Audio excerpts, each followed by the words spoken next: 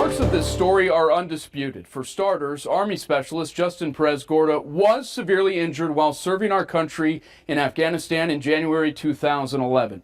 But parts of this story are very much in question tonight, specifically whether Perez-Gorda is paralyzed, as he and his wife publicly claimed for years. I've seen him with my own eyes, and that claim is not true. This was former Army Specialist Justin Perez-Gorda 1 month ago, unloading long pieces of lumber inside the garage of his Dripping Springs home. It was a much different sight than the one captured by cameras right before Christmas 2013. Very happy or excited to be here today. Neighbors, state dignitaries, and other wounded veterans greeted Perez-Gorda as he, his wife, and their 2 daughters moved into a home with lowered countertops, wide hallways, and bathrooms specifically built to accommodate a person in a wheelchair. The home, appraised for more than $380,000, was built and paid for by the national nonprofit Homes for Our Troops.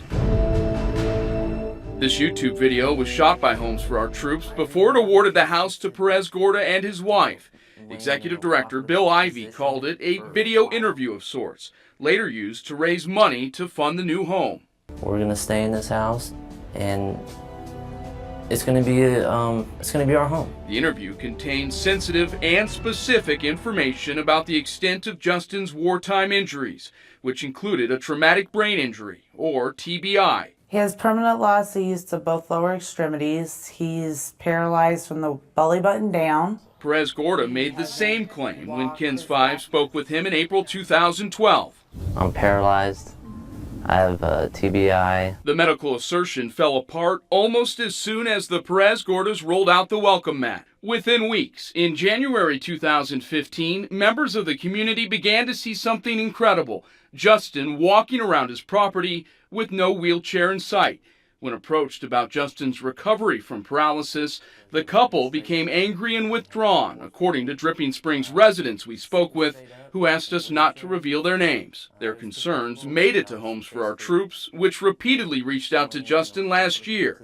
He did not respond to their inquiries, according to the nonprofit. So, late last year, an employee for Homes for Our Troops drove from Alabama to Texas to investigate. According to the organization, Justin refused to come out of a back bedroom. The employee talked to Justin's wife for 45 minutes, but left town without any answers. We hear that phrase a lot, permanently paralyzed, or paralyzed from the belly button down or the waist down. Is that phrase used too much?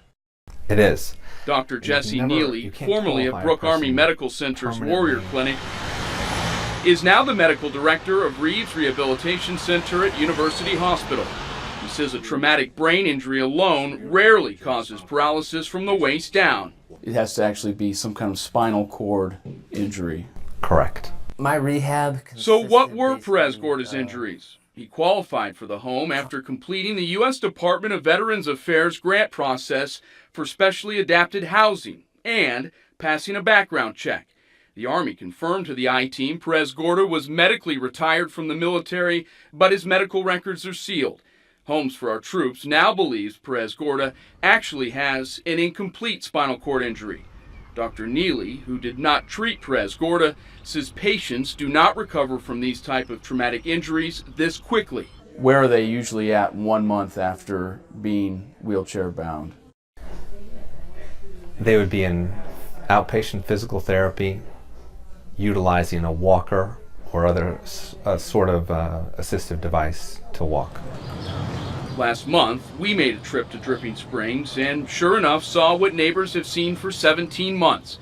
Justin Perez-Gorda walking, then carrying wood. Hey, Justin.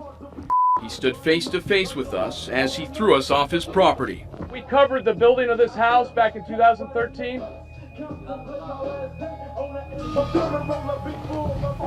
Told us to leave. Homes for Our Troops Executive Director Bill Ivey released the following statement to the I-Team, quote, "Obviously there is something out there we missed. Homes for Our Troops continues to assess the situation and is weighing our options. Ivy said taking back the home is on the table, but as a last resort. Justin's bio was recently updated to say he was diagnosed with incomplete paraplegia and not permanent paralysis. Ivy said he made the change after re-examining Justin's medical records. I spoke with Justin's wife, Josephine, for an hour yesterday. She slammed Homes for Our Troops and said the nonprofit has known for years her husband is able to walk.